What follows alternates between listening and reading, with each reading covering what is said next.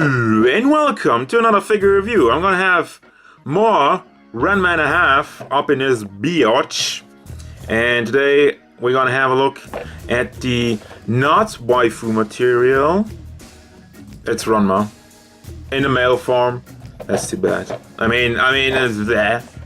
Like seriously, there's all these waifus in this anime, and then they're gonna do a male. I mean, they have to do a male Ranma. Let's be honest here. But yeah, box as usual, and they have a nice little artwork of like manga panels in the back. It looks pretty cool. Kudos for that. And a couple of little poses, more poses, and this one with the weird face on it. I'm looking forward to the weird face. I like weird faces, guys. You know, it's like an anime, manga.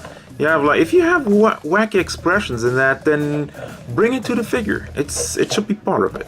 Anyhow, that's the box. Let's look at the figure.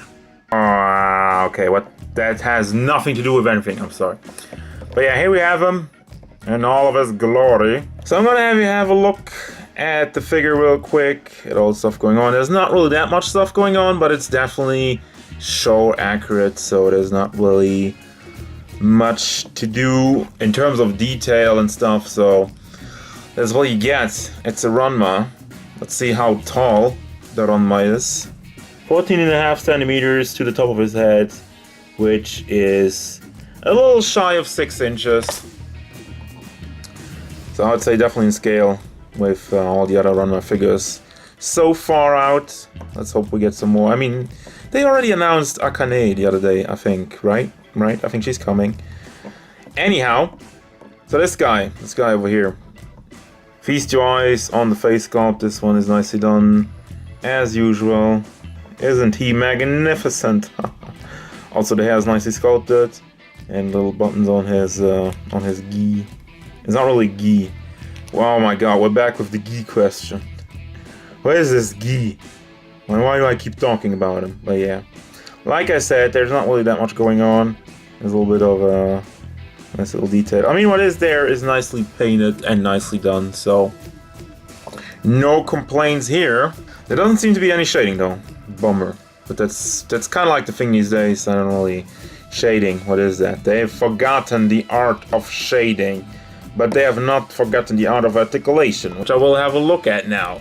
So first of all, head has a little bit of wiggle motion, goes all the way around, goes forward, it does, goes forward a little bit, and it goes back also a little bit. You get much more out of it with the neck, which also is articulated. And does that? No, it just goes back and forth. Just goes back and forth. Not your freaking head. And at the shoulders, we have these weird kind of somewhat like butterfly joints. Now here's the deal. They work well. It works. So it goes all the way around. Goes up. Not much more than that. And it goes forward thanks to the butterfly joints. And that's cool and everything. It just doesn't look right. I mean, this part is kind of like more shiny a little bit. So it's distracting. And you kind of have like a big hole in there. And I don't know. I like the idea, it's just not really done so greatly, if you ask me. So elbow joints, though, they did a good job with the elbow joints. I gotta say, I'm impressed how, here they have made a conversion. And I thought when I bend it, it would look terrible, but it actually looks good. It actually looks good. It stands out a little bit over here, but for the most part, it's good. And second of all, it's molded here, so it just kind of folds together. Which, again, I didn't really realize it at the beginning, but yeah, I'm just playing around with the shoulder a little bit more. I mean, again, the shoulder it's nicely articulated, but still, it's just meh. I just don't like the look. Other than that, articulation-wise, good. But anyway, moving on. Let's have. There's no swivel up here. Fist has all the range because it's not blocked by anything. Perfect. And then at the torso, up here, see, moves around all the way, on movement, wiggles around, goes forward and back. And then at the lower part here, so this is, by the way, it is a bit of a softer plastic. It's not super soft. I mean, up here it seems harder. I I mean, overall, like I said, it's not super soft. As you can tell, I'm pressing on it, and I know there's a little bit of motion, but not a lot. It's just kind of like at the bottom here, it kind of gives in. But for the rest of it, it's pretty tight. It goes left and right a little bit. I wouldn't push it all the way. And then it goes back and forth. So between this and that, these two parts, you can really play around with it a lot and do limbo with them. The only problem about this, again, this is like a common theme of this figure. I'm just gonna tell you. There's a couple of design choices which give him pretty good articulation, but it just doesn't look right. First, the butterfly joints up here, and now it's kind of like, it's super disconnecting. And I don't know, it's one of these things. You get all this range out of it, but it doesn't look right to me, sorry. So then down here, this is soft plastic, does not get in the way whatsoever. Legs, well, the legs, they have like all the goddamn motion. Goes forward, even goes up like that a little bit, so you can kick the shit out of everything. And it goes back, and it's one of these things, so it goes to the side also like that. Hiya! It's one of these things where you can pull it out, and you could get all this range, all range mode, you know. Pull it out, and you have the all range mode, and you can pretty much do all this crazy stuff, rotate it around, and nothing hindering it. And then when you just want to stand them, you just kind of push it back in, and there you go. That is actually great design. Points for that. And then we have the knee with the big ball in there. Looks good. Nice transition. And we have the feet, which have the nice and clean ankle rocker. Goes all the way to the side. Yes. Forward a little bit. Gets blocked obviously by the pants. And back pretty much all the way. And a toe hinge. Wada! And that's your articulation for your Ranma. It's time for the accessories. And he actually comes with a lot of stuff. So first of all, he has a backpack. Awkward silence. I mean, there's nothing spectacular about a backpack, but he has it. And it looks good. So, yes, backpack. So then also he comes with a bucket.